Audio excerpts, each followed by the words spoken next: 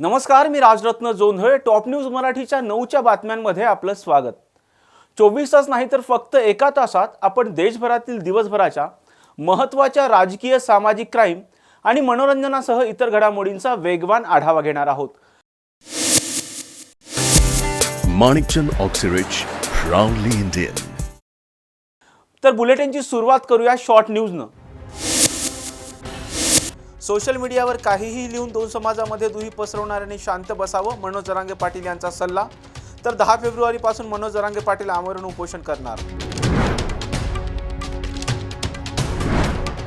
आमदार गणपत गायकवाड गोळीबार प्रकरणी भाजपाचे नेते गप्प का? उद्धव ठाकरे यांचा भाजपाला सवाल. 3. आमदार गणपत गायकवाड यांच्यावर शिस्तभंगाची कारवाई करा. आमदार गणपत गायकवाड यांच्यावर शिस्तभंगाची कारवाई करा. शिवसेना शिंदे गटाची उपमुख्यमंत्री देवेंद्र फडणवीस यांच्याकडे मागणी.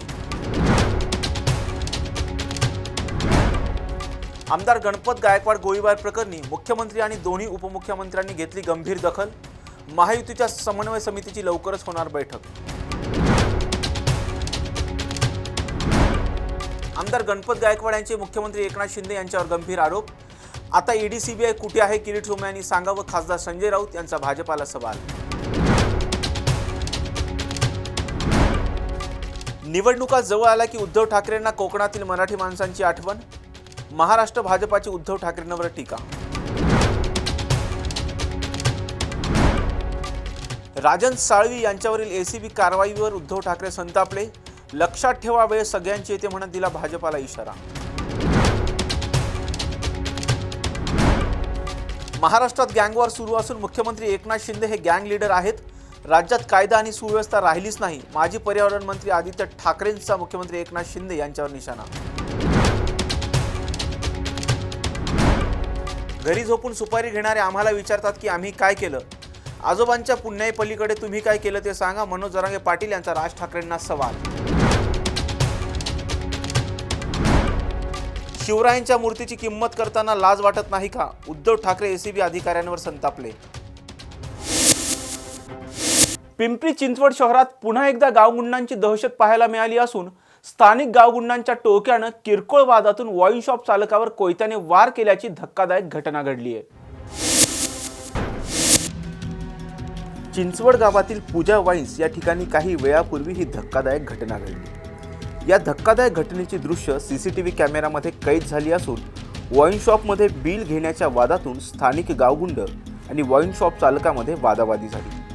याच वादातून गावगुंडांच्या टोळक्यानं सुरुवातीला वाईन शॉप चालकावर तसेच वाईन शॉपमधील कामगारांवर लाथाबुक्क्याने मारहाण करून दगडाने हल्ला केला. त्यानंतर एका गावगुंडाने त्या ठिकाणी येऊन कोयत्याने वाईन शॉप चालक आणि वाईन शॉपच्या कामगारावर हल्ला केला.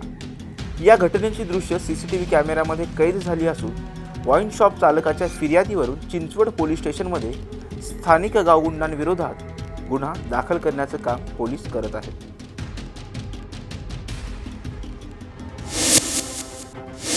पुणे शहरात मागच्या अनेक दिवसांपासून वाहतूक समस्या मोठ्या प्रमाणावर निर्माण झाली असून या वाहतूक कोंडीतून पुणेकरांना बाहेर काढण्यासाठी वेकअप पुणेकर ही लोक चळवळ सुरू होणार असल्याची माहिती मोहन जोशी यांनी दिली आहे. आपल्या सर्वांना कल्पना आहे की आज पुणे शहरातील नागरिक हा वाहतुकीच्या कोंडीमुळं अडकलाय पुणेकर. आणि आम्ही आज या ठिकाणी जी पत्रकार परिषद आयोजित केली तर अडकलेला पुणेकराची सुटका जर कुठनं होत असेल तर ती ग्रीन सिग्नलमधून राहिली पाहिजे. आणि म्हणून आज ग्रीन सिग्नल या ठिकाणी आपल्याला सर्वांना त्यासाठी बोलवलेलं आहे. आपल्या सर्वांना कल्पना आहे की पुणे शहराच्या कुठल्याही भागामध्ये म्हणजे आधी काही असे ब्लॅक स्पॉट होते की जिथं वाहतुकी कोंडी व्हायची समजा, मग तो शहराचा मध्यवर्ती भाग असेल किंवा इतर भाग असेल. पण आज तुम्ही पुण्यातल्या कुठल्याही भागात गेला, सकाळी 8 वाजता जरी गेला तर तुम्हाला वाहतुकीच्या कोंडीमध्ये सामोरं जावं लागतं. आणि या सर्व गोष्टींमुळे यातून जर मार्ग काढायचा असेल तर वेकअप पुणेकर या नावाने आम्ही ही संस्था या ठिकाणी सुरू करतो आहे. याच्या पाठीमागची भूमिका अशी आहे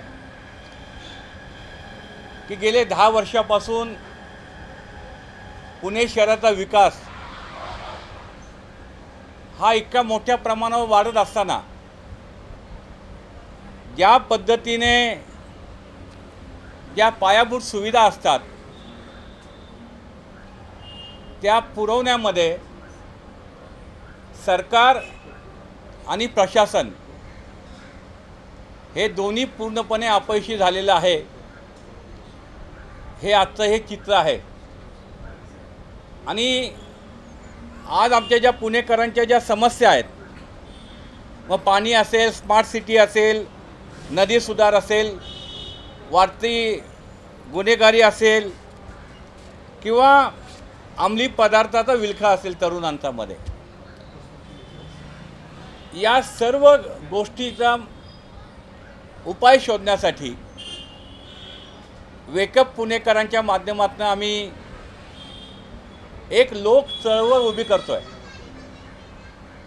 आणि ही लोक चळवळ म्हणजे पुणेकरांच्या ज्या समस्या आहेत त्या पुणेकरांकडनं समजावून घेऊन त्याचे उपायसुद्धा पुणेकर सुचवतील आणि चळवळीच्या माध्यमातून या प्रश्नाला मार्ग कसा काढायचा हा आमचा प्रामुख्याने या पाठीमागचा हेतू आहे. स्ट्रॉबेरीची पंढरी म्हणून ओळखल्या जाणाऱ्या महाबळेश्वर जावळी तालुक्यातील स्ट्रॉबेरीचे दर घसरल्यानं शेतकऱ्यांनी चक्क स्ट्रॉबेरी उकिरड्यावर फेकून दिली आहे.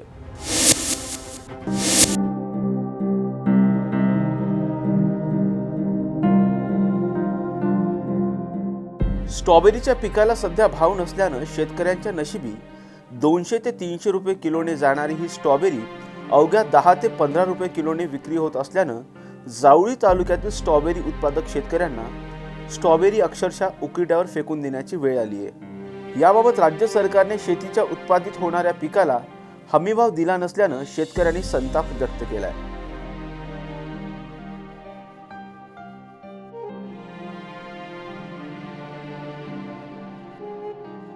नोव्हेंबरमध्ये स्ट्रॉबेरीचा रेट आहे ना 200-250 रुपये किलो होता. त्याच्यानंतर 100-150 रुपये झाला. आज आम्ही हा स्ट्रॉबेरीचा माल आणतोय. तो माल 20 रुपये 25 रुपये किलो शेतकऱ्याकडून घेतला जातो. कंपनी पुढे विकताना 100 रुपये 200 रुपये विकला जातो. तर शेतकऱ्यांना हा माल देताना 20-25 हा परवडत नाही. शेतकऱ्यांची लय लूट करतात ती कंपनी करतात. कंपनी थोडंसं शेतामध्ये यावं, शेतकऱ्यांची जी मजुरी जाते, जो माल पिकवायसाठी जो खर्च येतोय तो खर्चाचं सगळं बेरीज करून ना तो त्याचा रेट वाढवावा. आज जो रेटनं जे 20 रुपये 25 रुपये घेतात त्या रेटनं तो माल काय शेतकऱ्यांना परवडत नाही. अशाने स्ट्रॉबेरी हे पीक जावळी तालुक्यातील कुळा भागातली हे पीक थांबले जाईल किंवा मावशी भागातील थांबले जाईल. कंपनी शेतकऱ्यांची रेट करू नये. घेताना माल हा 50 रुपये किंमत कमी 75 रुपयानं तरी घ्यावा ही प्रत्येक शेतकऱ्यांची इच्छा आहे. आणि कंपनीने शेतकऱ्यांचे शेतकऱ्यांसाठी ह्या दुष्काळ परिस्थितीत शेतकऱ्यांकडे कंपनीने बघावं आणि हा माल 50 रुपये तरी किमान घ्यावा. पुणे महापालिकेच्या आरोग्य विभागाकडून 2,500 सर्व्हायकल कॅन्सर रोधक लस खरेदी करण्यात येणार असून पुणे महापालिका शाळेतील 8वी आणि 9वीच्या मुलींना ही लस दिली जाणार आहे. पहिल्या टप्प्यात ही लस 9वीच्या मुलींना दिली जाणार असून महापालिकेच्या आरोग्य विभागाकडून लस खरेदीसाठी नुकतीच निविदा प्रक्रिया राबवण्यात आली.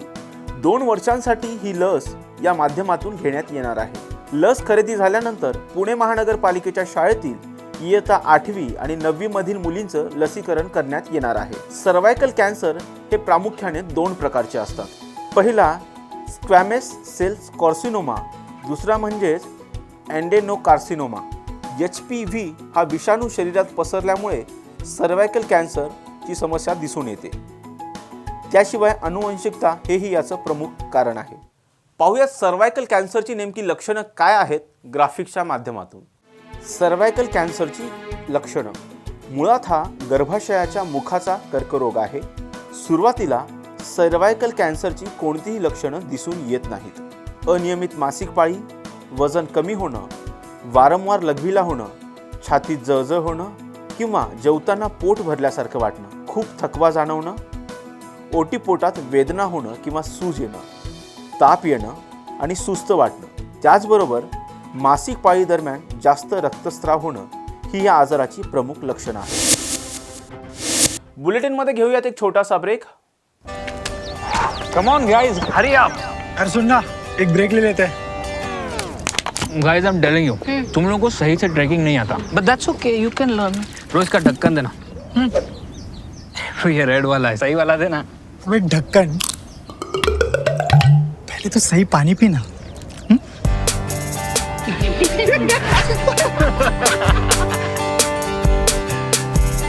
Manikchand Oxyrich, proudly Indian. Break नंतर आपल्या सर्वांचं पुन्हा एकदा स्वागत. पिंपरी चिंचवड शहरातील हिंदुस्तान अँटिबायोटिक स्कूल बाहेरील रस्त्यावर एक अतिशय धक्कादायक प्रकार उघडीस आलाय. किरकोळ वादातून एका विद्यार्थ्याने दुसऱ्या विद्यार्थ्यावर चाकूने हल्ला केलाय. या हल्ल्यात एक विद्यार्थी गंभीर जखमी झाला असून त्याच्यावर रुग्णालयात उपचार करण्यात येत आहेत. HA स्कूलमधील एक अल्पवयीन विद्यार्थी HA स्कूलमध्येच परीक्षा द्यायला जात असताना त्या विद्यार्थ्याची स्कूल बॅग एका दुसऱ्या विद्यार्थ्याच्या धक्क्यामुळे फाटली. त्यामुळे या दोघांमध्ये बाचाबाची झाली. याचा राग मनात धरून दुसऱ्या विद्यार्थ्याने HA स्कूल बाहेरील रस्त्यावर त्या विद्यार्थ्याच्या पोटात चाकूने भोसकून खून करण्याचा प्रयत्न केला. 1 फेब्रुवारी रोजी दुपारी 3:30 वाजताच्या दरम्यान हा प्रकार HA स्कूल समोरील रस्त्यावर घडलाय. या सर्व प्रकरणात पिंपरी चिंचवड पोलीस स्टेशनमध्ये 6 ते 7 अल्पवयीन विद्यार्थ्यांविरोधात खुनाच्या प्रयत्नाचा गुन्हा दाखल करण्यात आला असून तसेच आरोपी अल्पवयीन मुलांच्या पालकांनाही पिंपरी चिंचवड पोलिसांनी समजपत्र दिले.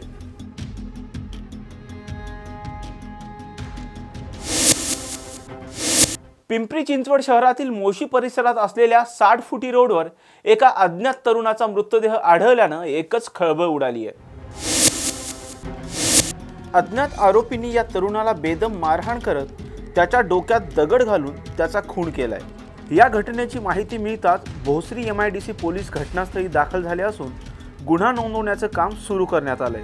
अज्ञात आरोपींनी या तरुणाला बेदम मारहाण करत त्याच्या डोक्यात दगड घालून त्याचा खून केलाय.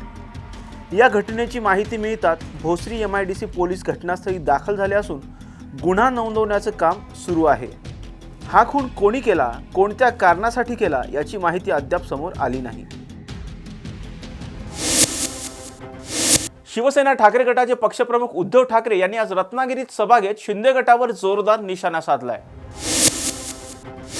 तुम्हाला भेटण्यापूर्वी मी राजनच्या मतदारसंघात होतो आणि राजनच्या मतदारसंघातून या मतदारसंघात आलोय. म्हणजे एका निष्ठावंताची पाठ थोपटायला आणि गद्दाराच्या पेकाटात लाथ मारायला आलेलो आहे. नाही, 50 खोके तर घेतलेच. आता किती खोके, आगडबंब खोके, म्हणजे त्याच्या इमारती होतील एवढे खोके गिळतायत. तरी थांबा जरा, तुम्ही भाषण करण्याच्या आधी थोडं मला बोलू द्या, मग तुम्ही गेल्यानंतर भाषण करा. हे सगळे उद्योग तुम्हाला माहिती आहेत. उद्योग मंत्र्यांचे उद्योग नसते उद्योग.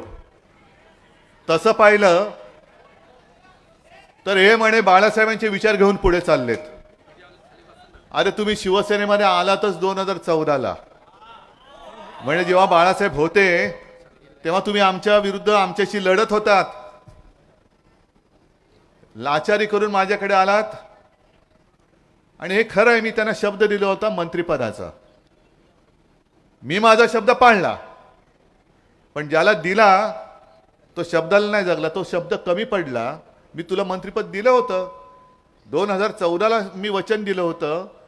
त्यावेळेला सुद्धा ते मला वाटतं म्हाडा-बिडाचं काय चेअरमन पद दिलं होतं ना म्हाडाचं, म्हणजे राज्यमंत्रीपदाचा दर्जा दिला होता.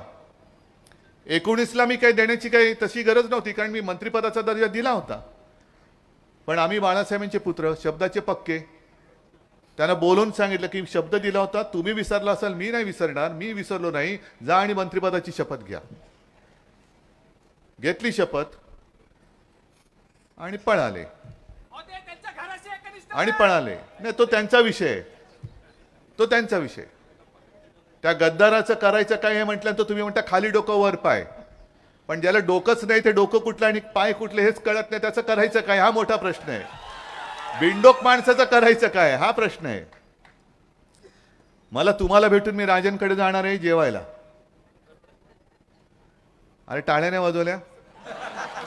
पण मला थोडी राजन भीती वाटते येऊ की नको. कारण मी येण्यापूर्वी ऑनलाईन बातम्या वाचतो. तुम्ही जेवणाला आमच्यासाठी काय मेनू केले ते पण ऑनलाईन आलेलं आहे. आलंय ना, वाचलं ना, पुरणपोळी मोदक हे ते. आता आम्ही गेल्यानंतर पुन्हा त्याचा खर्च मांडायला ते नालायक अधिकारी तुमच्याकडे आले तर माझी जबाबदारी नाही. नाही अशी जबाबदारी टाळणार नाही. तुमची पूर्ण जबाबदारी माझी आहे. पण नीच माणसं कशी असतात हे राजांनी मला दिले. त्यांच्या घरी ते कुठे हे तेव्हा त्यांच्या घरी आल्यानंतर कारण अडकवायचं नाही याला. मग ती मालमत्ता किती म्हणजे तुमचा लोकप्रतिनिधी किती भ्रष्ट आहे. त्या भ्रष्टपणामध्ये त्यांनी जी किमती लावलेल्या आहेत, लाकडी चेअर व बाळासाहेबांचा फोटो म्हणजे बाळासाहेबांची जी खुर्ची, ज्या खुर्चीने कुठे हा फोटो इकडे आहे, ही बाळासाहेबांची खुर्ची, त्याच्यात बाळासाहेबांचा फोटो आहे. पण ज्या वेळेला त्या फोटोच्या ऐवजी बाळासाहेब होते त्याच बाळासाहेबांनी मोदींना जर वाचवलं नसतं तर मोदींची खुर्ची मोदींना मिळाली नसती. त्या खुर्चीची किंमत हे नतद्रष्ट लावतायत. बाळासाहेबांच्या खुर्चीची किंमत मोदींना जाऊन विचारा आणि मोदींना जर जाण असेल तर मोदी त्या खुर्चीची किंमत सांगतील. कारण त्या खुर्चीची किंमतच होऊ शकत नाही. अटलजी जेव्हा पंतप्रधान होते आणि जे काय घडलं होतं तेव्हा अटलजींनी सांगितलं होतं राजधर्म का पालन करना होगा. आठवत आहे ना. म्हणजे आडवाणी साहेबांना आता भारतरत्न दिलं. नशीब आठवणीत राहिले. नाही तर सगळ्यांना दूर करून मीच एकटा मी म्हणजेच देश, मी म्हणजे सगळं काही, अशी काही जणांना एक फरफरी आलेली आहे. तर वाजपेयींनी तेव्हा ठरवलं होतं की राजधर्माचं पालन म्हणजे ते जे काही घडलं होतं गुजरातमध्ये घडलं होतं किंवा घडवलं होतं ते वाजपेयींना मान्य नव्हतं आणि वाजपेयी यांना काढून फेकून द्यायला निघाले होते. तेव्हा त्याच खुर्चीत बसलेल्या शिवसेना प्रमुखांनी अडवाणींनी सांगितलं होतं की मोदी गया तो गुजरात गया. त्या खुर्चीची तुम्ही किंमत करताय. महाराजांच्या मूर्तीची किंमत 5,000 रुपये. हे महाराज, आता या अशा कितीतरी मूर्त्या आहेत. पण या एवढ्या मूर्त्या किती आहेत, कशासाठी करतोय, काय असं महाराजांमध्ये, का महाराजांचीच मूर्ती करतोय. कारण जर महाराज जन्माला आले नसते तर आपण काय आपलं झालं असतं आणि या देशाचं नाव काय झालं असतं. मोदींना राम मंदिर बांधता आलं असतं का. राम मंदिराचं श्रेय जे कोर्टाने निकाल दिल्यामुळे करू शकलेत ते घेतायत, ते घेता आलं असतं का. म्हणजे कोणत्या दिशेने हे महाराष्ट्र नेत आहेत. महाराष्ट्राला डाग लावताय तुम्ही. जसं भास्करराव तुम्ही येताना त्या झेंडे बघितले तसं मी एक पोस्टर पाहिलं, होर्डिंग, संकल्पपूर्तीचा आनंद आणि रामराज्याचा आरंभ. पाहिलं ना तुम्ही. म्हणजे तुम्ही माना अथवा नका मानू किंवा नुसत्या माना नका डोलू, पण एका माजी आमदारांनी ते पोस्टर लावले, संकल्पपूर्तीचा आनंद आणि रामराज्याचा आरंभ. जो रामराज्याचा आरंभ परवा भाजपच्या आमदाराने कल्याणमध्ये करून दाखवला. हे यांचं रामराज्य नाही. तुम्ही म्हणाल तसं मरा राज्य. भर पोलीस स्टेशनमध्ये भाजपचा आमदार जाऊन गोळीबार करतोय. का करावं लागला त्याला गोळीबार. म्हणजे नुसतं कमळाबाई पुढे हे असे हतबल नाही झालेले, पूर्ण संपलेत. म्हणजे आता बीजेपी म्हणजे बाहेरची जनता पार्टी असं त्याचं नाव झालेलं आहे. मी त्यांना किती नाव ठेवू. भेकड जनता पार्टी, भाकड जनता पार्टी, बाहेरची जनता पार्टी, बेडूक जनता पार्टी, भाड्याची जनता पार्टी, भ्रष्टाचारी जनता पार्टी, जुगारी जनता पार्टी. कारण ते हे यांचं रामराज्य मकालो जाऊन जुगार खेळतायत आणि माझ्यावरती टीका करतायत. म्हणजे ह्यांचं रामराज्य हे मकावला जाऊन जुगार खेळतायत आणि ती बातमी मारून टाकायची. आता तुम्ही सांगा, जर एखाद्या शिवसैनिकांनी पोलीस स्टेशनमध्ये एखाद्या व्यक्तीच्या कानफटात मारली असती तर किती हे यांनी थैथयाट केला असता. म्हणजे देवेंद्र फडणवीसांनी तर आकांड तांडव केलं असतं. म्हणजे हे बघा गुंडागर्दी कशी चालले, पोलीस स्टेशनमध्ये मारामारी केली. अहो देवेंद्रजी आज कुठे आहेत ते कल्पना नाही. लापता आहेत आज असं मी ऐकलं. कारण त्यांना तोंडच नाही उत्तर द्यायला. स्वतःच्या पक्षाच्या आमदारावरती वेळ आली का. मी त्या गणपत गायकवाडची बाजू घेत नाही, पण त्या गायकवाडचं स्टेटमेंट आहे की त्यांच्या मुलाला भर पोलीस स्टेशनच्या आवारात धक्काबुक्की झाली म्हणून पिसाळून त्यांनी सांगितलं की बाप म्हणून मी ज्यांनी धक्काबुक्की केली त्याला गोळ्या घातल्या, मला पश्चाताप होत नाही. मग एवढी पाळी आली की तुमच्या आमदाराच्या मुलाला पोलीस स्टेशनमध्ये धक्काबुक्की होते तरी पोलीस काही करत नाही, आणि भर पोलीस स्टेशनमध्ये पोलीस काही करत नाही म्हणून भाजपच्या आमदाराला ज्यांनी धक्काबुक्की केली असं तो सांगतो त्याला गोळ्या घालावे लागतात. मग भारतीय जनता पक्ष राहिलाय कुठे? शिल्लक आहे कुठे? आज तुम्ही जे आमच्या राजन साळवीच्या घरी सगळी माणसं पाठवतायत, वायकरांच्या घरी पाठवतायत, किशोरीताईच्या पाठवतायत, सूरज चव्हाणला त्यांनी मी अटकेत टाकलेलं आहे. भ्रष्टाचार भ्रष्टाचार भ्रष्टाचार. मग ही जी काय घरामध्ये घुसवून तुम्ही आमच्या शिवाजी महाराजांची किंमत करताय, आमच्या हिंदू हृदय सम्राट शिवसेना प्रमुखांच्या किंमत करताय, एक तर सत्ता बदलू द्या, ज्यांनी ही किंमत केली त्याची किंमत आपण करून दाखवल्याशिवाय राहणार नाही. आणि एवढंच नाही तर ज्यांनी आदेश दिले, ज्यांच्या आदेशावरनं तुम्ही ही किंमत करण्याचं धाडस दाखवलं, त्यांची सुद्धा किंमत काय, त्यांची लायकी काय हे आम्ही दाखवल्याशिवाय राहणार नाही. तुम्ही आम्हाला एक शिकवण देताय की सत्तेचा दुरुपयोग कसा करायचा, आम्ही करणार नाही. पण निष्कारण जर तुम्ही आम्हाला छळणार असाल तर मात्र तुम्हाला दया माया क्षमा आम्हाला दाखवता येणार नाही, अजिबात दाखवू शकत नाही. आज हे जे काही उद्योग मंत्री बसलेत, स्वतःचे उद्योग जोरात चालू आहेत, जोरात. थांबा ना जरा, असं करंट मध्ये मला नका येऊ देऊ. असं एकदम मध्येच लोड शेडिंग होतो, मध्येच करंट येतो, असं नका करू. सावित्रीबाई फुले पुणे विद्यापीठात प्रभू श्रीरामाच्या नाटकावरून वाद निर्माण झाला. त्यानिमित्तानं आज पुणे जिल्हाधिकारी कार्यालयासमोर पुरोगामी संघटनांनी आंदोलन केले. कळत नाही, परंतु ज्यांचे पाय त्यात पोळले आहेत ते सुद्धा भयग्रस्त झालेले आहेतच, आणि त्यांच्यासारखं आपलं होऊ नये म्हणून कातडी बचावून राहणारे पण खूप जण आहेत. अशा परिस्थितीत आज इथे आम्ही आलो तेव्हा आम्हाला सुद्धा इथे नको तिथे नको असे अनेक सल्ले मिळाले. आज त्या विद्यार्थ्यांना सुद्धा अनेक सल्ले मिळत आहेत की तुम्ही इथे राहू नका, हॉस्टेलमध्ये बाहेर पडू नका. जर विद्यापीठाच्या कॅम्पसमध्ये विद्यार्थी सुरक्षित नसतील तर हे फेल्युअर कुणाचं आहे? कॅम्पसच्या बाहेर काही झालं त्या विद्यार्थ्यांना तर विद्यापीठ काय घेणार आहे जबाबदारी त्याची? त्यामुळे विद्यापीठाच्या प्रशासनाने घेतलेली भूमिका, पोलिसांनी त्यावेळेला घेतलेली भूमिका, नागरिकांनी सुद्धा शांतपणे बसून राहण्याची आणि चवीने जर त्या बातम्या बघितल्या ऑनलाईन तर खालच्या सगळ्या कमेंट सुद्धा इतक्या धक्कादायक आहेत. या सगळ्यामध्ये हे सामान्य नागरिक किंवा बोट सुद्धा असतील त्यामध्ये करण्यासाठी आज एकत्र आलेलो आहोत. या विद्यार्थ्यावरती जो हल्ला आहे, मोदी सरकार सत्तेमध्ये आल्यापासून या देशामध्ये मोठ्या प्रमाणात विद्यार्थ्यांच्या हक्काचं दमन या ठिकाणी केलं जाते. म्हणजे पहिल्यांदा पुण्यामधल्या फिल्म इन्स्टिट्यूटमध्ये असू द्या किंवा या देशामधल्या JNUवरती हल्ला असू द्या किंवा या देशामधल्या पुणे विद्यापीठावरती हल्ला असू द्या, हा हल्ला पुणे या देशातल्या फॅसिस्ट सरकारचं पूर्वनियोजित कारस्थान आहे.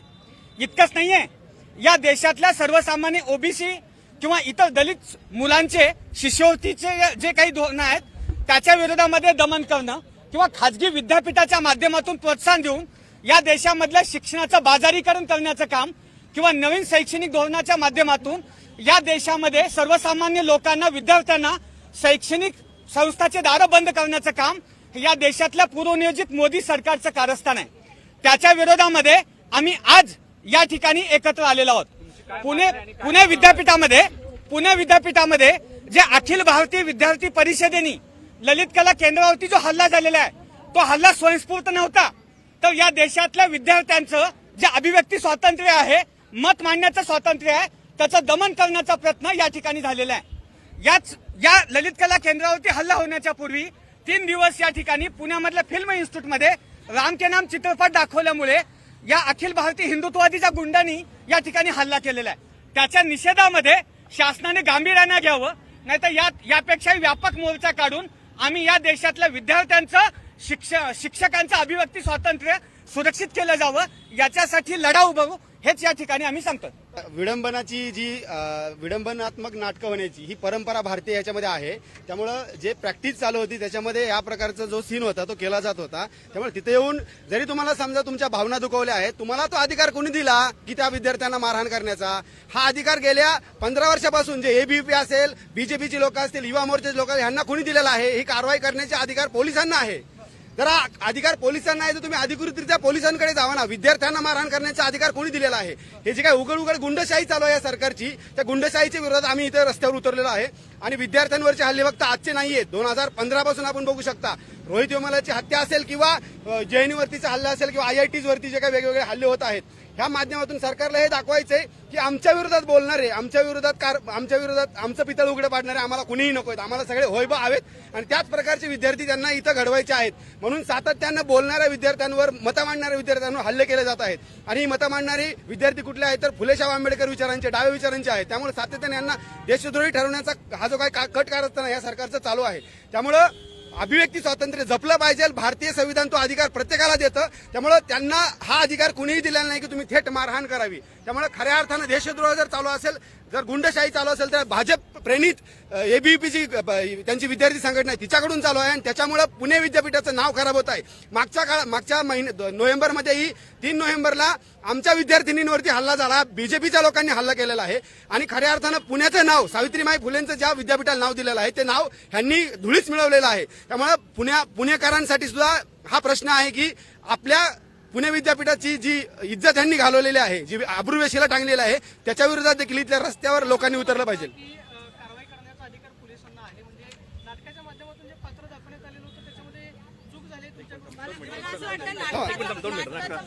एक अतिशय साधा सोपा मुद्दा आहे की त्या नाटकामधली जी पात्र होती ती नाटक चालू आहे, मित्रमंडळी काही हौशी मित्रमंडळी नाटक करतायत, बरोबर. पण नाटकाच्या दरम्यान नाटकाचा एक अंग झाल्यानंतर रामाचं पात्र करणारं जे काही त्यांचा मित्र आहे तो पळून जातो. त्यानंतर ते ड्रेसिंग रूम मध्ये जे येतात तेव्हा त्यांचे एकमेकांच्यातले डायलॉग आहेत. मला सांगा, ते ड्रेसिंग रूम मध्ये आल्यानंतर पात्र असतात तरी ते एकमेकांना नावानं हाक मारणार ना, एकमेकांची चेष्टा मस्करी करणारच ना. हे नाटक पाहिलेल्या, त्या नाटकाचे व्हिडिओ आहेत, ते पाहिलेल्या कुणालाही अतिशय सहजपणे हे लक्षात येऊ शकतं. त्यामुळं हा जो प्रचार आहे तो अतिशय खोटा आहे. आम्ही अतिशय क्लिअरली सांगतो, तुम्ही ते नाटक बघा, त्याचे व्हिडिओज आहेत. ते ड्रेसिंग रूम मध्ये आल्यावर ती पात्र एकमेकांशी बोलत आहेत. ते स्टेजवर रामाची आणि सीतेची भूमिका करताना बघत नाहीत, कारण ते विडंबन नाटक आहे. या प्रकारच्या विडंबन नाटकांची मोठी परंपरा आहे, हे मगाशी बोललेलोच आहोत. तर मला असं वाटतं हा मुद्दा क्लिअर आहे. अधिक महत्वाचा मुद्दा आहे की हे असं स्पष्ट असताना सुद्धा यांना त्याच्यातून काहीतरी आमच्या देवतांचा अपमान करावा लागला, अशी जी कुणाही किमान मेंदू असणारे कुठलाही व्यक्ती बोलणार नाही. का करावं लागतं? कारण हे धर्माचं नाव घेत असलं तरी ह्यांचा खरा धर्म सत्ता हा आहे. हिंसाचार करून, दहशत माजून, मी अतिशय गांभीर्यानं बोलतोय, हिंसाचार करून दहशत माजून सत्ता मिळवणं हा यांचा एकमेव धर्म आहे. आणि त्याच्यासाठी सातत्यानं हिंदू खतरे में यांना सांगावं लागतं. गंभीर मुद्दा असा आहे की अरब राष्ट्रांमध्ये जो एक इस्लामिक दहशतवाद पसरला, कट्टरतावाद पसरला, तेव्हा सुद्धा त्या संघटनांनी याच प्रकारे इस्लाम खतरे में है असा नारा दिला आणि असा प्रचार केला आणि त्याच्यातून इस्लामिक कट्टरतावाद काही अरब राष्ट्रांमध्ये पसरवला गेला. हिंदुत्ववादी आणि इस्लामवादी एकमेकांचे शत्रू असल्याचं दाखवत असलं तरी सुद्धा इस्लामवादी आणि हिंदुत्ववादी यांचे अजेंडे एकच आहेत, त्यांचं उद्दिष्ट एकच आहे. त्यामुळं यांचं जे काही धर्माच्या नावावर चाललेलं आहे त्याच्या इथल्या सर्वसामान्य हिंदू जनता, त्यांची धर्माची संकल्पना आणि यांचं एकमेकांशी काडी इतकं घेणं देणं नाहीये, हे आम्ही अतिशय गांभीर्यानं म्हणू इच्छितो. म्हणजे ह्यांनी अजून एक मुद्दा काय केला की रामाचा एकेरी उल्लेख केला. कुठल्या जगात वावरतात? अरे इथली सगळी जनता रामापासून, विठ्ठलापासून, रुक्मिणीपासून कृष्णाला अरे तुरे म्हणते. त्यांच्यातला देवांच्यातला तो प्रेमाचा व्यवहार आहे. ते करताना ह्यांची भावना दुखावल्या जातात ना, यांच्या संघी भावना आहेत, या इथल्या हिंदू धर्मियांच्या भावना नाहीयेत. आणि हा जो काही म्हणजे ह्याच्यावरून जे आक्रमक होणं आहे ना, ईश्वराच्या वर एकेरं नाव घेतलं म्हणून, तर पुन्हा एकदा या प्रकारचे ईश्वर निंदेचे कायदे हे फक्त सौदी अरेबिया आहेत, जिथं देवाचं पावित्र्य हे काय बोला.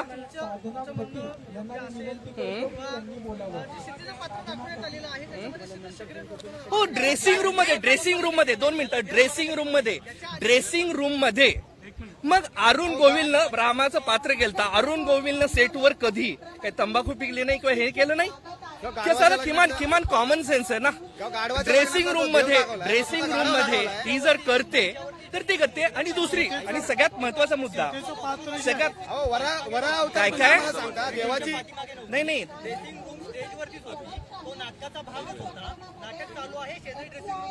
मला वाटतं म्हणजे लक्षात मुद्दा लक्षात घेतलेलाच नाही का. तुमचं वैयक्तिक मत असेल 2 मिनिटं, तुमचं वैयक्तिक मत असेल आणि मुद्दा लक्षात घ्यायचाच ना 2 मिनिटं. आता तुम्ही प्रश्न विचारला ना, आपण इथं चर्चा, तुम्ही पत्रकार म्हणून आहात का? पत्रकार म्हणून आहात मग प्रश्न विचारलात ना तुम्ही, मग देऊ का उत्तर? यस, धन्यवाद. आपल्याला मुद्दा समजून घ्यायचा का नाही, काय आहे ते नाटकातील नाटक आहे ना, नाटकातील नाटक आहे ना. मग हे नाटक काही स्टेजवर नाही होणार का? स्टेज आहे, पण ते जे नाटक करताय ते त्यांच्या नाटकातील नाटकात होत नाहीये. त्या नाटकामध्ये व्यवस्थित बघा, म्हणजे थोडा त्रास घेऊयात, कारण शक्यतो भक्तांना त्रास घ्यायला वगैरे आवडत नाही. मी पुन्हा एकदा सांगेल, थोडासा त्रास घ्या रे भक्तांनो, म्हणजे थोडासा त्रास घ्या. नाटकात स्पष्ट आहे, काय स्पष्ट आहे की नाटक झालेलं आहे, अंक संपलेला आहे आणि अंक संपल्यानंतर ते एकमेकांशी बोलत आहेत. काय फालतू अजून मुद्दा काढला की काय लक्ष्मण ह्याची काहीतरी मालिश करतो. अरे हे सगळे प्रसंग हे ड्रेसिंग रूमच्या नंतर घडलेले, ते मित्रमंडळी ते त्यांच्यात बोलतायत, बरोबर. तर त्यामुळे पुन्हा एकदा तसदी घ्यावी. म्हणजे फेक मीडिया आणि फेक हे यांचा हात्याचाच आहे. तर तो तुमचा मुद्दा स्पष्ट केलेला आहे. ठीक आहे, मी फक्त तुम्हाला एवढं सांगतो. आणि 2 मिनिटं एका वाक्यामध्ये एवढं सांगा, जे पत्र दाखवण्यात आलेलं होतं ते बरोबर होतं का? आणि जर ते बरोबर असेल, तुम्ही असं म्हणताय की ड्रेसिंग रूम मधला संवाद आहे, तर मग राडा नेमका काय झाला?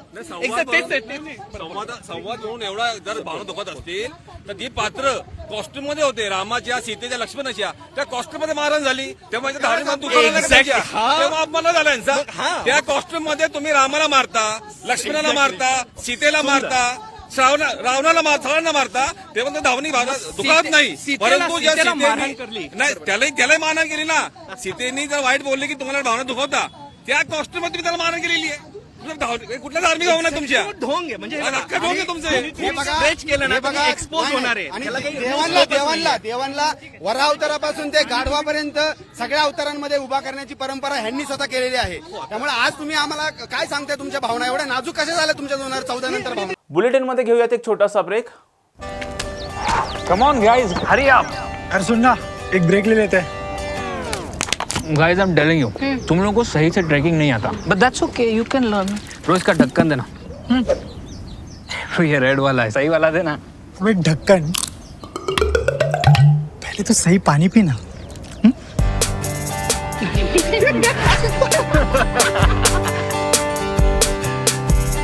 Manikchand Oxyrich, proudly Indian. Break नंतर आपल्या सर्वांचं पुन्हा एकदा स्वागत. सरसंघचालक मोहन भागवत यांच्या उपस्थितीत वेदघोष आणि गीताभक्ती अमृत महोत्सवाचा शुभारंभ करण्यात आला. यावेळी बोलताना मोहन भागवत काय म्हणालेत पाहूयात. ये होना है, ये नियति की योजना है, उसके अनुसार ये हो रहा है. क्यों मैं ऐसे कहता हूं? क्योंकि बहुत सी बातें इधर के दिनों में ऐसी हुई है कि जो हो ये इच्छा लेकर कार्यकर्ताओं ने प्रयास तो किए, पूर्ण पुरुषार्थ प्रकट किया, सर्वस्व समर्पण किया, लेकिन ऐसा करने के बाद भी भगवान गीता में कहते अधिष्ठानम तथा कर्ता करणम च पृथक विधम विविधाश्च पृथक चेष्टा. इसके साथ सारे प्रयास हुए, परंतु अंत में दैवम चैवात्र पंचमम. आखिर उसकी इच्छा है वही होता है. जो जो जब जब होना है सो सो तब तब होता है. सतत पुरुषार्थ करना, प्रयास करना अपना काम है, फल को प्रभु हाथ छोड़ देना है. और इसलिए कहते हैं कि माली सींचे 100 घड़ा, ऋतु आए फल होए. तो इधर के दिनों में जो भारतवर्ष में घट रहा है वो सभी कार्यकर्ताओं के प्रचंड पुरुषार्थ और समर्पण के बावजूद वो किया नहीं जा रहा है, वो हो रहा है। ऐसी बातें होती है।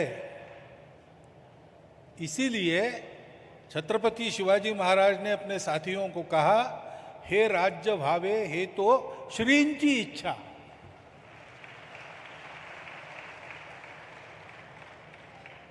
इसलिए डॉक्टर हेडगेवार ने संघ के स्वयंसेवकों को बार बार कहा कि अपना ईश्वरीय कार्य है। इसका एक अर्थ यह है कि इसकी सफलता निश्चित है, और दूसरा ये अर्थ है कि तात्कालिक सफलता विफलता से डिग न जाते हुए सतत प्रचंड पुरुषार्थ समर्पण के साथ करना आवश्यक है। और भारतवर्ष का सद्भाग्य ये है कि ये श्रद्धा भक्ति समर्पण ये भारतवर्ष में जनसामान्य के अंदर सतत विद्यमान रहने वाला गुण है। कभी सोता है तो उसको जगाने वाले भी मिलते हैं।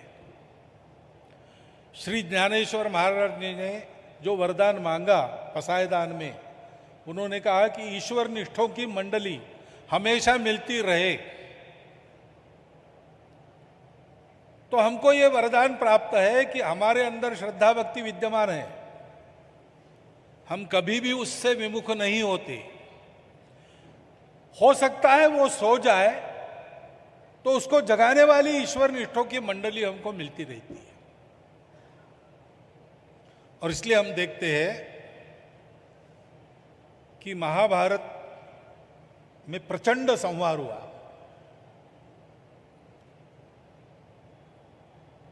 बहुत सारी प्रतिभाएं उस युद्ध में समाप्त हो गई।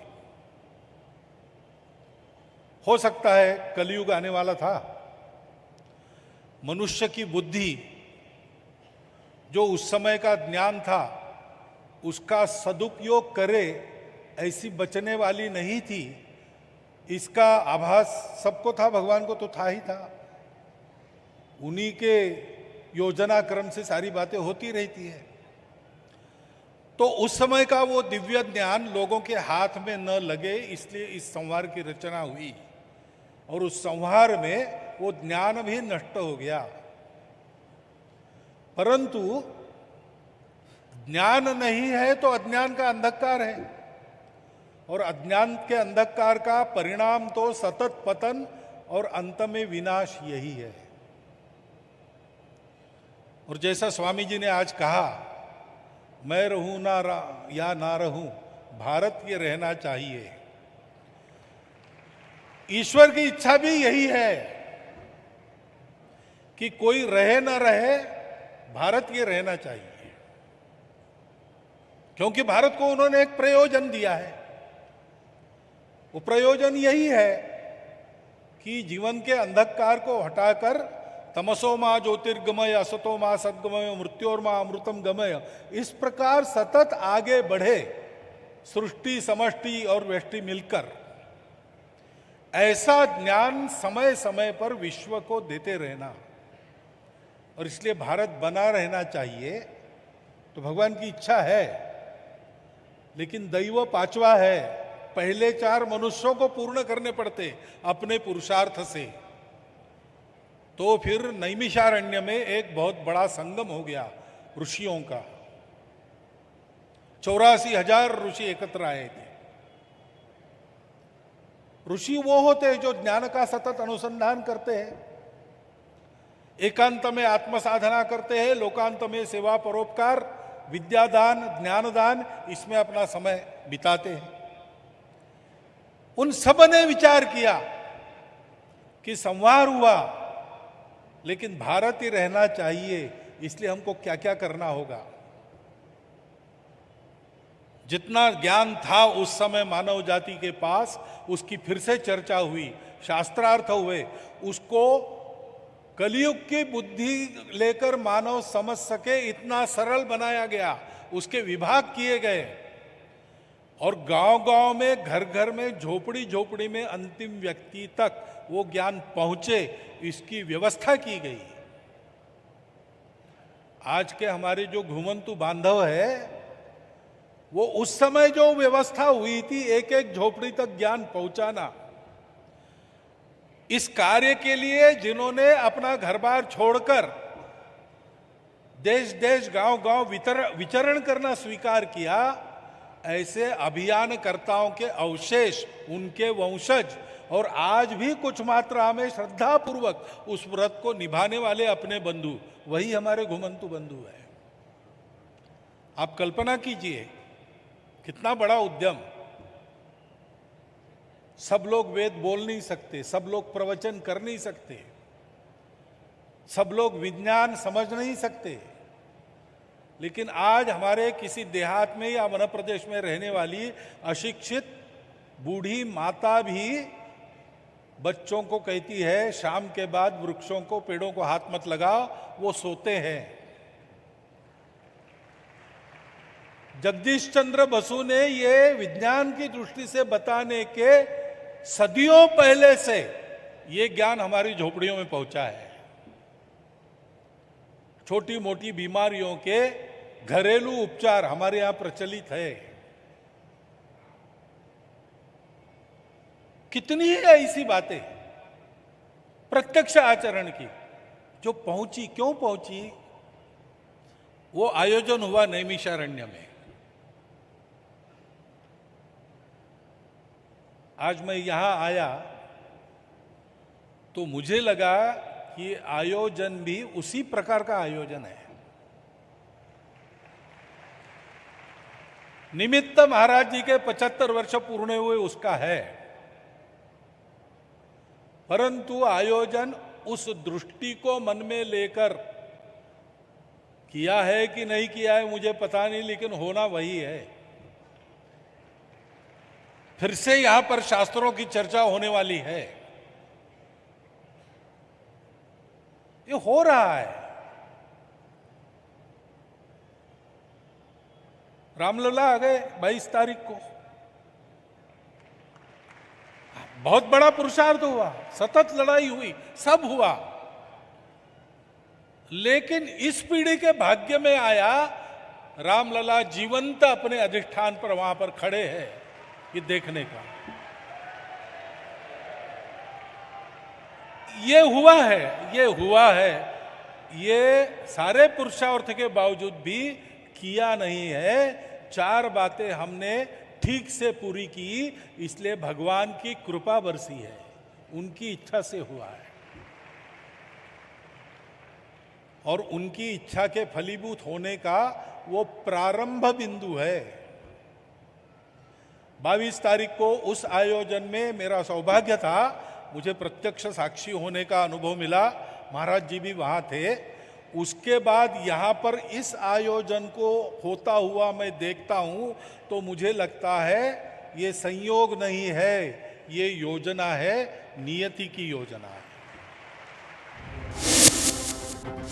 मनोज जरांगे पाटील यांनी आज पत्रकार परिषद घेत 10 फेब्रुवारीपासून पुन्हा एकदा आमरण उपोषण करणार असल्याचा इशारा राज्य सरकारला दिलाय।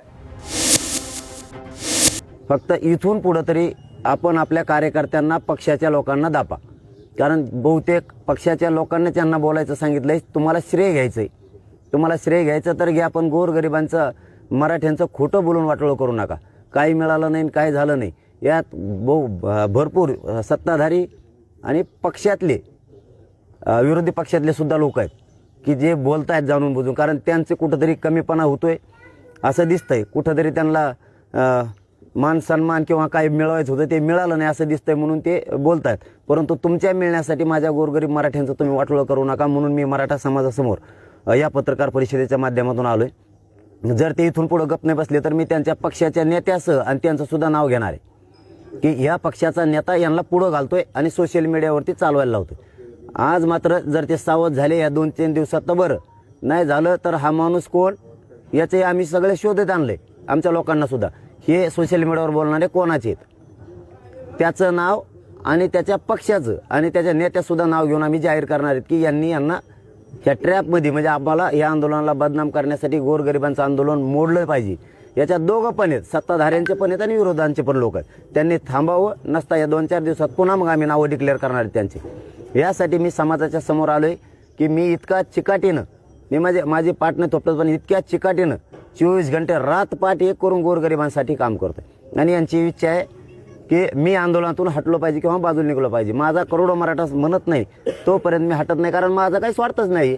इथं माझ्या गोरगरीब मराठ्यांचा स्वार्थ आहे, मराठ्यांच्या पोरात स्वार्थ आहे, म्हणून ही लढाई सुरू आहे. यांच्या पोटात खूप दुखायला लागले श्रेयासाठी, कारण 70 वर्ष जे झालं नाही ते झालंय. काही पक्षांना सुद्धा असं वाटतंय की 70 वर्ष झालं नाही, ते आता होत आले. मग आता हे श्रेयासाठी बी ते विनाकारण काही पक्षांचे लोक मध्ये घुसवायला लागले, ते कार्यकर्ते घुसवायला लागले. विरोधी पक्षांनाही तेच वाटतंय काही की तेही आडवे घालते, त्यांना काही मिळालं.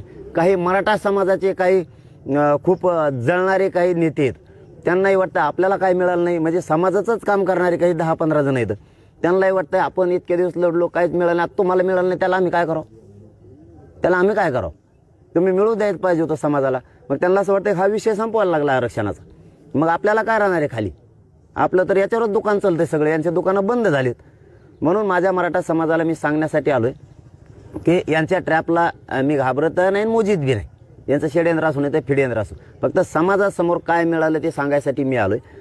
आत्तापर्यंत मायबाप मराठ्यांना 57 लाख नोंदी ह्या आंदोलनामुळे मराठ्यांच्या गोरगरिबांच्या एकजुटीमुळे मिळाल्या.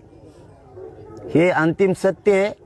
हे 75 वर्षात झालं नाही, ते जवळपास 57 लाख, म्हणजे आता 60 लाखापर्यंत हा आकडा गेला असून 60 लाख गोरगरीब मराठ्यांचं कल्याण झालेलं आहे.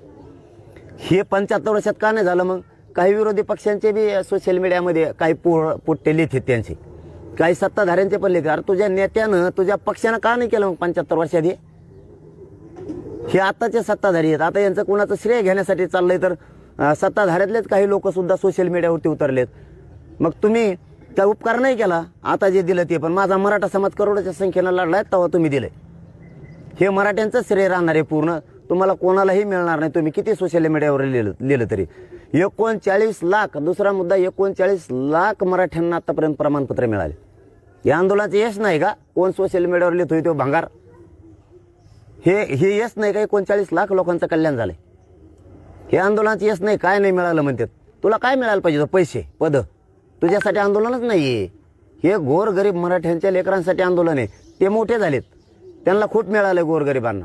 हे सांगण्यासाठी पुन्हा मी याच्यावरती आलोय. 2000 आणि 2001चा कायदा हे ओबीसी आरक्षणासाठी झालेला आहे. तिसरा मुद्दा सांगतोय,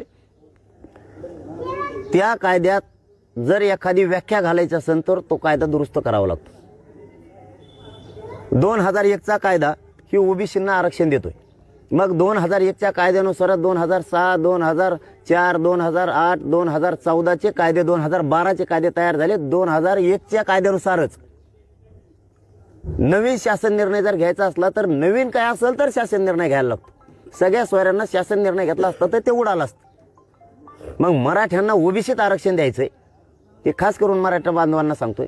ओबीसीत आरक्षण द्यायचंय. मराठ्यांच्या कुणबी म्हणून नोंदी सापडल्यात, तर दुरुस्ती 2001च्या कायद्यातच व्हायला पाहिजे, तरच ते चॅलेंज होत नाही किंवा ते उडणार नाही. आणि आपलं चॅलेंज झालं तर ओबीसीचं सगळंच आरक्षण उडतंय मग, कारण आपण सुद्धा ओबीसी आरक्षणात येत कुणबी म्हणून. आपलं जर उडणार असलं तर त्यांचं सुद्धा 2001च्या कायद्यानुसार, 1967च्या कायद्यानुसार, 1990च्या कायद्यानुसार, मंडल कमिशननुसार सगळं उडतंय मग त्यांचं सुद्धा. त्यांचंही काय राहत नाही. म्हणून त्या दिवशी मुंबईला गेल्याच्या नंतर आपण इथूनच सांगितलं होतं की 54 लाख नोंदी सापडल्या, त्या प्रमाणपत्र द्या, त्यांच्या परिवाराला द्या. तर माझी मराठा बांधवांना विनंती आहे, 54 लाखांना प्रमाणपत्र त्यांनी वाटप करत आणले जवळपास. पण 54 लाख ज्या नोंदी सापडल्यात, ही 5वा मुद्दा सांगतोय, 54 लाख नोंदी सापडल्यात. ज्यांच्या नोंदी सापडल्यात त्या बांधवांच्या परिवारांना अर्ज करणं आवश्यक आहे. आता तुम्ही अर्ज करा, तुम्हाला सगळ्याला प्रमाणपत्र मिळून जातील. गावोचे गावं निघायला लागले. मग आपण सांगितलं होतं की ते 54 लाख नोंदी त्यांना प्रमाणपत्र द्या आणि त्यांच्या परिवाराला पण द्या. तर परिवाराने अर्ज केले, त्यांचे पण निघायला लागले. असे कित्येक तरी गाव आहेत की ते गावोचे गावं निघायला लागलेत. आपण सुद्धा ज्यांच्या नोंदी निघाल्या त्या परिवाराने तातडीने अर्ज सादर करा आणि आपण आपले प्रमाणपत्र काढून घ्या. आपण सांगितलं होतं मुंबईला शांततेत जाणार आणि शांततेत आरक्षणच घेऊन येणार. आम्ही मोकळे माघारी येणार नाहीत. आरक्षण म्हणजे काय तिथं घमेला ठेवलेलं होतं की एखाद्या म्हणून गुन्हीत घेऊन यायचंय? आरक्षण म्हणजे हे कायद्याचं राज्य आहे. तुम्हाला कायद्यात दुरुस्ती करावं लागेल, त्याचा अध्यादेश काढावा लागेल, तरच मराठ्यांना कायमस्वरूपी टिकणारं आरक्षण मिळणार आहे, नाही तर मिळणार नाही. आणि हेच सगळ्या सोयऱ्यांचा जो आपल्याला अध्यादेश काढायचा होता, जो अधिसूचना काढायची होती, त्याला 2 महिन्यापासून सरकार जाणून बुजून काढत नव्हतं, कारण त्याच्या दबावाखाली येऊन सरकार काढत नव्हतं. आपण सांगितलं तुम्हाला जर तेव्हा पाहिजे असलं तर मराठे तुम्ही आता डोक्यातून काढून टाका, तुमचे आहेत म्हणून. आणि मराठ्यांचे पोरं करोडोच्या संख्येनं मुंबईत गेले म्हणून सरकारनं पुण्यापासूनच सुरू केलं. हे पुणे, लोणावळा, वाशी की आम्ही करतोय, पण आपल्याला करतोय नव्हतं पाहिजे, अध्यादेशच पाहिजे होता लिखित, आणि तो पण राजपत्रितच पाहिजे होता. मग त्यांनी राजपत्रित अधिसूचना आपल्यासाठी काढल्यात वाशीत गेल्याच्या नंतर. मग आपण वाशीत जाऊ किंवा आझाद मैदानाला जाऊ, नगरला राहू, पुण्यात राहू किंवा आंतरवलीत राहू, आपला विषय काय होता की मराठा समाजाला ज्यांच्या नोंदी सापडल्या नाहीत त्या सगळ्या सोयऱ्यांना ज्या नोंदी सापडल्यात त्याच्या आधारावरती आरक्षण द्यायचंय. म्हणून सगळ्या सोयऱ्यांचा आम्हाला कायदा पाहिजे, यासाठी आम्ही मुंबईत येतोय. मग कायदा बनवण्यासाठी त्या 2001च्या कायद्यात दुरुस्ती करण्यासाठी अधिसूचना काढणं आवश्यक आहे. ती प्रक्रिया आहे. एखाद्या दुकानचं लायसन काढायचं असलं तरी 15 दिवस जाहीर प्रकटन अगोदर द्यावं लागतं. एखाद्याचा फेर जरी जमिनीचा वाढायचा असला तरी 15 दिवस त्यांना जाहीर प्रकटन द्यावं लागतं. एखादा प्लॉट तुम्हाला शहरात घ्यायचा असला तरी जाहीर प्रकटन द्यावं लागतं. हे कुणाचं आहे? तसं त्यांनी अधिसूचना काढली, कारण त्यांना ह्या सगळ्या सोयऱ्यांचा कायद्यात रूपांतर 15 तारखेला अधिवेशन बोलवलंय, त्याच्यात करायचं आहे. आणि मग त्याची अंमलबजावणी करून ज्या मराठ्यांच्या नोंदी सापडल्या नाहीत त्या मराठ्यांना, ज्यांच्या नोंदी सापडल्यात त्याच नोंदीच्या आधारावर प्रमाणपत्र महाराष्ट्रभरातल्या मराठ्यांना नोंदी न सापडल्याला मिळणार. मग अधिसूचना निघाली, मराठे गेले शांततेत आणि शांततेत आरक्षण घेऊन आले. तर मराठे शांततेत गेले आणि शांततेत आरक्षणच घेऊन आलेत, कायदा घेऊन आलेत. म्हणजे आता त्याची अंमलबजावणी होणार आहे.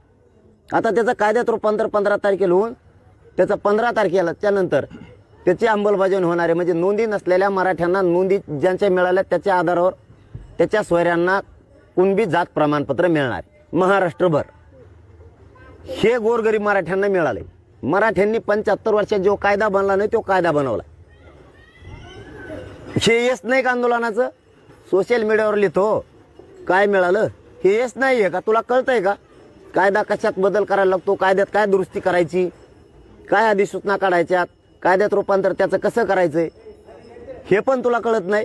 लिहितो नुसता, घरी झोपतो, कोणत्या तरी राजकारण्याचं ऐकतो, सुपारी घेतो. विरोधी पक्ष, सत्ताधारी सगळे एकवटले त्याच्यात. आणि यांनी अंधारातून त्यांच्या पडद्याच्या पाठीमागून कार्यकर्ते पुढे घातले. ते जर ह्या 2-4 दिवसात गप्प बसले नाही, त्या कार्यकर्त्याच्या नावासह ह्यो कोणत्या पक्षाचा नेता आहे, विरोधी पक्षाचा आणि सत्ताधाऱ्यांचा, त्यांच्या पाठीमागचे जे मंत्री आहेत त्यांचे सुद्धा नाव घेणार आहेत. आणि विरोधी पक्षातले जे आमदार आहेत, नेते आहेत, त्यांचे सुद्धा आम्ही नाव घेणार आहेत. यांचे कार्यकर्ते यांनी पुढे घातलेत मराठ्यांचं वाटोळा करायसाठी. म्हणून मराठ्यांना सांगतो, मराठ्यांना मिळालेलं आहे आणि गोरगरिबांची काही ओरड नाही. हे 4-5 टक्कूचे 15-20 जण आहेत, यांचं सगळं दुकानं बंद पडत, मराठ्याच्या जीवावर खाणारी हे यांचं पूर्ण आयुष्य याच्यात गेलेलं आहे. मराठ्यांचं रक्त पिऊन मोठं व्हायचं, ज्यांना ते सहनच व्हाय नाही आता की एक गरीब घरातलं पोरगं लढतंय गोरगरिबासाठी आणि हे पुढं आलाय. हे यांची सगळ्यात मोठी पोटदुखी. भाजप आमदार नितेश राणे यांनी आज पत्रकार परिषद घेत उद्धव ठाकरेंच्या कोकण दौऱ्यावर निशाणा साधलाय. पाहुयात नितेश राणे नेमकं काय म्हणालेत.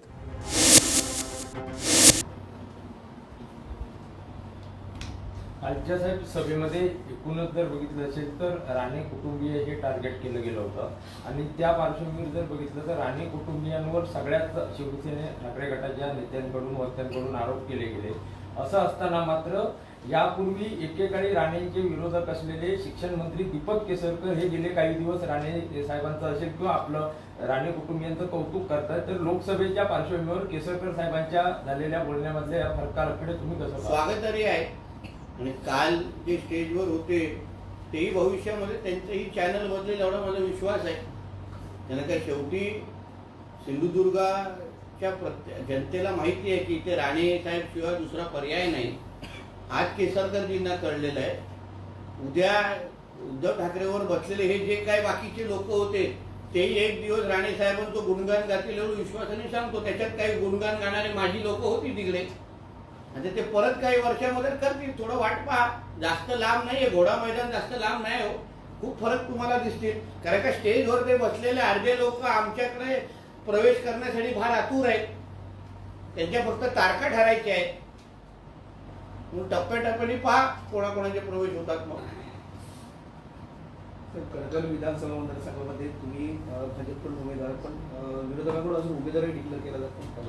कुठे कुठे कणकवली विधानसभा मतदारसंघामध्ये हा तुम्ही भाजपकडून उमेदवार आहात, तर विरोधांकडून अजून उमेदवारही घोषित केला जात नाही. याचं कारण असं आहे की जसं मी तुम्हाला सुरुवातीलाच बोललो की इकडल्या जनतेचा जो माझ्यावर असलेला प्रेम आणि विश्वास एक अटूट नातं आहे, आणि म्हणून माझ्यावर काल झालेली टीका ही जनतेलाच सहन झाली नाही. मला कालपासून किमान 50-100 फोन आले की नितेशजी तुम्ही बिलकुल ह्याच्यात पडू नका, तुमचं काम अतिशय व्यवस्थित चाललंय, यांना काय उत्तर द्यायचंय ना येणाऱ्या निवडणुकीमध्ये आम्ही देतो. आम्ही ग्रामपंचायतीमध्ये पण उत्तर दिलं, आता लोकसभा आणि विधानसभेमध्ये देऊन टाकू. आणि हे जे काय अटूट नातं आहे याचमुळे हे लोकांना आता कोण माझ्यासमोर उभं राहणार. शेवटी मी काय कोणालाच कमी लेखत नाही, लक्षात घ्या. जो उभा राहील मी त्याचा सन्मान करेन आणि चांगला स्पर्धक म्हणून त्याच्यावर लढेन. पण शेवटी माझ्यावर असलेल्या जनतेच्या विश्वासामुळे समोरच्या लोकांना ताकद येत नसेल. ठाण्याचे माजी महापौर नरेंद्र मस्के म्हणतायत की शिवसेना प्रमुख असताना लाखो लोक यायचे सभेला, आणि तुमच्याकडे आता 100 लोकांमध्ये पण सुद्धा सभा घेता हे वाईट वाटतं. आणि तुमचा त्यांनी उल्लेख केलाय, त्यावेळी नितेश राणे तुम्हाला बोलले होते की आम्ही लोक तुम्हाला देतो त्या ठिकाणी सभा घ्या म्हणून. आता कालच्या कणकवलीच्या सभेमध्ये तुम्ही बघा किती कणकवली विधानसभेचे लोक किती होते, राजापूरचे किती आलेले, मग आजूबाजू म्हणजे जिल्ह्याच्या उर्वरित ठिकाणापासून कसं मागवलेलं. म्हणजे ह्या ज्या विधानसभेमध्ये तुमची 100-200 लोक पण त्या विधानसभेची जमत नाही, तुम्ही कशाला त्या आमदाराला, लोकप्रतिनिधीला आणि त्या मतदारांच्या नादी लागतात. म्हणून जे मस्के बोलले ते बरोबरच. अहो आमच्या हिंदू हृदय सम्राट बाळासाहेब ठाकरेंची लाखोची सभा झालेल्या आहेत. कोकण हा शिवसेनेचा कणा आहे असं आदरणीय बाळासाहेब म्हणायचे. राणे साहेबांनी कोकणामध्ये शिवसेना वाढवली. मग तळ कोकण असेल, उर्वरित कोकणामध्ये आमचे एकनाथ शिंदे साहेब होते, गोगावले होते, सगळ्या लोकांनी एकत्र मिळून शिवसेने वाढवली. आणि आता बघा कॉर्नर सभा घेत फिरतायत, म्हणून बायकोला घेऊन फिरायला लागतंय. हे चुकून चप्पल आली तर तिला लागता कामा नाही, अशी अवस्था आहे. काल ऐकलं वैभव नाईकांच्या घरी राहिले, मला वाटतं विचारायला गेले असतील की तुझ्याकडे एवढी संपत्ती आली कशी, आणि आलेली संपत्ती मातोश्रीवर का दिली नाही. वैभव बसल्या असतील काल हिशोब करण्यासाठी. अँटी करप्शनची एवढी मोठी रेड पडते म्हणजे तुझ्याकडे खूप पैसा आहे वैभव, तो मातोश्रीवर का पोहोचवला नाही, हे हिशोब करण्यासाठी काल रात्री राहिलेले असतील असा माझा अंदाज आहे. साबण आणि टॉवेल घेऊन जातात, आम्हाला अनुभव आहे असा जुना. आमच्याकडे पण राहायचे कणकवलीच्या घरी, साबण आणि टॉवेल गाडीत टाकतात डायरेक्ट. जसं आता तुम्ही वैभव या नावाचा उल्लेख केला, काल भास्कर जाधव असं भाषण करताना वैभव म्हणायचे 4 वेळा उद्धव. हो, ही उद्धव ठाकरेची तो न कळत इज्जत काढत होता. बाळासाहेब असताना कोणाची हिंमत झाली असती का. असं आहे बाळासाहेबांना एकेरी नाव घेण्याची. म्हणजे उद्धव ठाकरेला हे माहित नाही, तो भास्कर जाधव त्याची इज्जत काढत होता आणि बोलतोय नसामध्ये उद्धव भिनला. अरे बाबा तुझी इज्जत काढली त्यांनी. कार्यकर्त्याला एवढी हिंमत होता कामा नये आपल्या पक्षप्रमुखाचं एकेरी नाव घेण्याचं. आमचं चुकून पण आमच्या नेतृत्वाचं नाव असं निघत नाही. आणि हेच तो उद्धव ठाकरेला कळलं नाही. अहो हाच भास्कर जाधव, मी जबाबदारी तुम्हाला सांगतो, सगळ्यांना सांगायचं आदित्य ठाकरे हा समलिंगिक आहे, गे आहे, तो मुलाशी लग्न करणार आहे. आमदारांमध्ये पेज लावायचा तो आमच्या विधानसभेच्या कॉरिडॉरमध्ये बसून की हा भाग महिलेशी लग्न करणार नाही, हा पुरुषाशीच लग्न करणार. आजच्या 9च्या बातम्यांमध्ये इथेच थांबण्याची वेळ झाली. पाहत राहा टॉप न्यूज मराठी, आपला महाराष्ट्र आपली बातमी.